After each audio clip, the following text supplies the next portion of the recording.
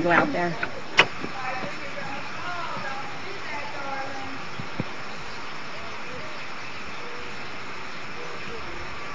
Piper, he's coming to help you, honey. Whoa! Oh, okay. She's down. I am scared to death, but at least she's down and she's running, so I know she's alive. And thank you, everybody, for coming out. Piper!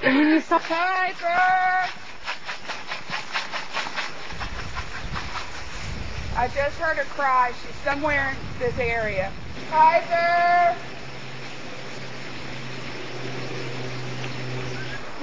Come on, Piper. Honey, it's okay. Come on to Mama. Oh, she's right to you. I promise me don't let her go. Girl. Oh, come on, let's get you inside. Okay. I'm gonna cry there. Kind of wrap her up. There you go. Right.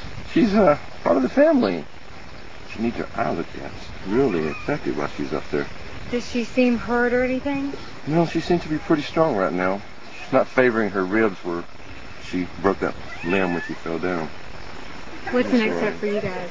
Take her to the vet. That's where we're headed now. Yeah.